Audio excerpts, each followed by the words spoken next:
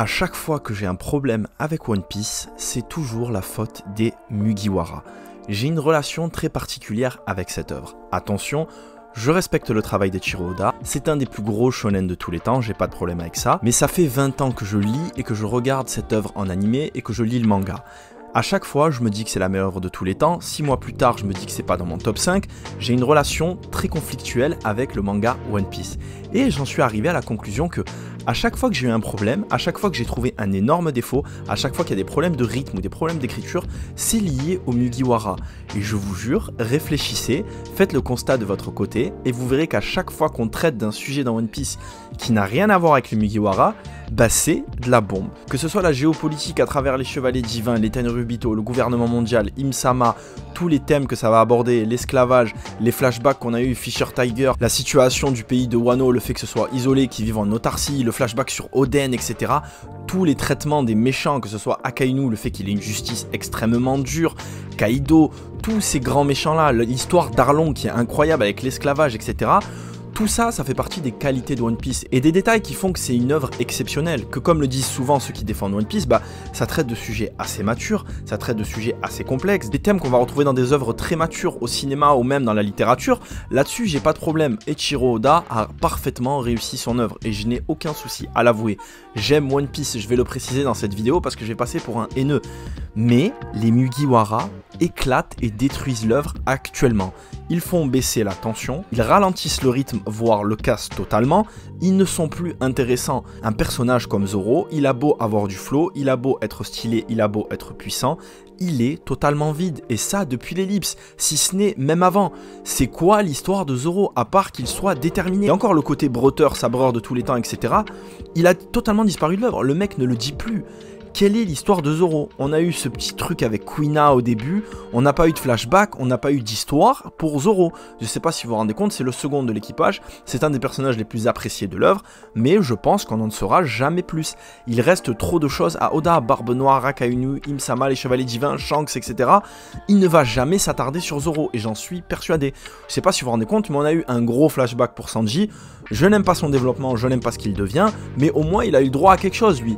Zoro, c'est rien du tout. Et là, si je commence à vous parler de Usopp, de Brook, quoique Brook ça va encore, Franky, Nami, qui sont devenus juste des running gags. Ces personnages-là ne servent absolument à rien. Et pour ceux qui sont à jour sur les scans, pour l'instant, je suis déçu du traitement d'Usopp.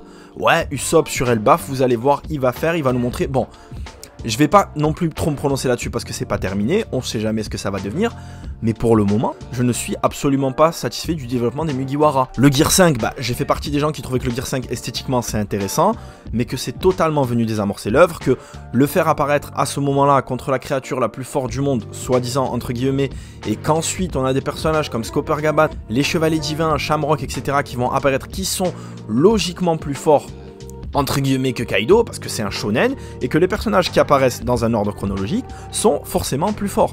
Sinon, le dépassement de soi, l'évolution, la progression des personnages n'a aucun intérêt.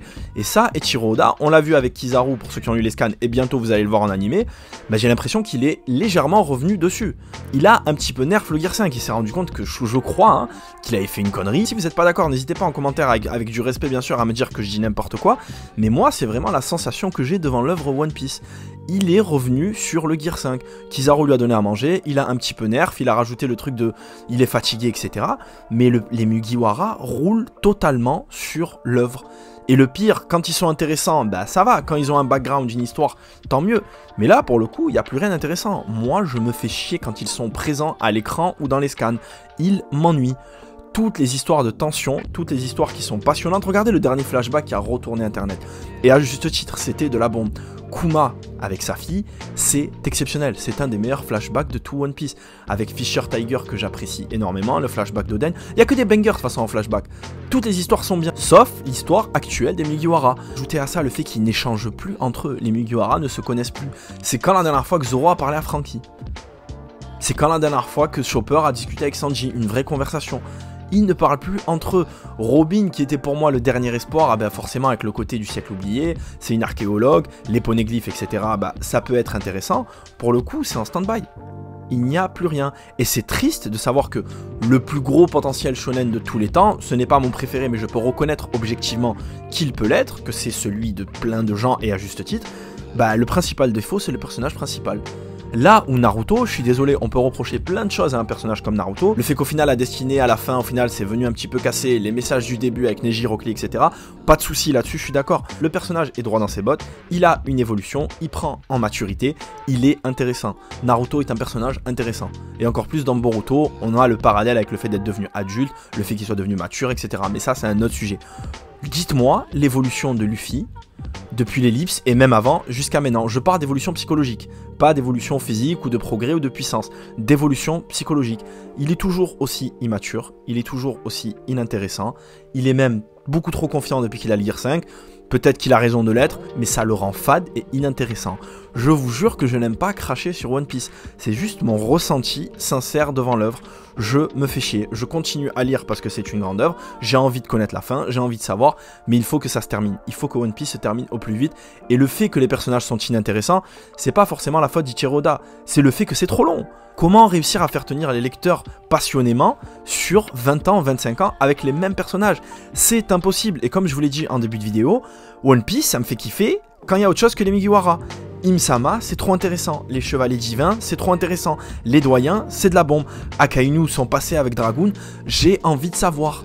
Teach Barbe Noire, pourquoi est-ce qu'il ne dort pas? Ses pouvoirs, c'est quoi? C'est trop stylé. Les amiraux, la Kizaru en ce moment, vous allez regarder les épisodes, pour ceux qui n'ont pas lu les scans, vous allez vous régaler. Il va y avoir le flashback avec Kuma, ça va être de la bombe. One Piece, c'est comme ça. C'est comme ça. Et bizarrement, à chaque fois que c'est en bas, pour moi, c'est à cause des Mugiwara. Je ne sais pas ce que vous en pensez. J'ai pas envie de finir sur une mauvaise appréciation avec l'œuvre One Piece. J'ai envie que ça reste une grande œuvre, j'ai envie que ça reste de la bombe. Mais j'ai l'impression que ça s'épuise et que ça s'essouffle. Est-ce que Oda va passer un cap en termes de maturité? Est-ce qu'il va aller dans un registre plus sérieux en allant vers la fin? Parce que forcément, vers la fin, il va devoir enchaîner. Il va devoir enchaîner avec Shanks. Est-ce que Shanks va mourir? Est-ce que Akainu va tuer Shanks? Est-ce que Akainu va se battre avec Sabo? Est-ce que Shamrock va se battre avec Shanks? Est-ce que Dragoon va intervenir? Im-sama, est-ce que c'est juste une puissance politique? Est-ce qu'elle va avoir un affrontement physique? Qu'est-ce qu'on va faire de tous ces personnages-là? Est-ce que, comme je vous l'ai dit, mais je ne pense pas, on va donner un flashback à Zoro? Est-ce qu'il va y avoir directement Barbe Noire contre Luffy? Ça, pour moi, c'est sûr et certain. Les équipages correspondent parfaitement. Il faut ramener la flotte de Luffy. Ça va être, à la fin, il va y avoir un affrontement de malade qui va durer hyper longtemps. Il ne peut pas faire plus court qu'Onigashima et Wano. Donc ça va durer combien de temps? En chapitre ou en épisode? 2 ans, 3 ans? C'est trop long, il doit commencer de suite sa fin. On a envie de savoir. La qualité principale de One Piece, c'était les foreshadowing, c'était les mystères, c'était les machins. Mais là, ça dure trop longtemps. Je ne sais même plus, certains mystères, je les ai oubliés. Il y a certaines choses qu'on a eu des réponses, les réponses ont soulevé d'autres questions. Là, je vais passer pour un rageux. Vous savez, il y a eu l'histoire dans un chapitre avec la grosse fresque là, de One Piece, qui a absolument tout révélé. J'ai regardé les vidéos de Mon Corvo, j'ai regardé les vidéos de Goji, etc. C'était bien. Mais est-ce que concrètement, on a des réponses? Parce qu'on a juste, donc comme il disait, le passé, le présent, le futur. Mais c'est des choses qu'on a vues, c'est des choses qu'on sait, c'est des choses où on spécule. Mais factuellement, concrètement, on n'a eu aucune réponse sur le siècle oublié. On n'a eu aucune réponse. C'est toujours un peu vague. Joy Boy, le Gear 5, l'élu, la prophétie, Nika, Im-sama. J'ai envie de savoir, j'en ai marre, c'est trop long. Et le fait que les Mugiwara, c'est le sujet de la vidéo, deviennent inintéressants, c'est à cause de la longueur.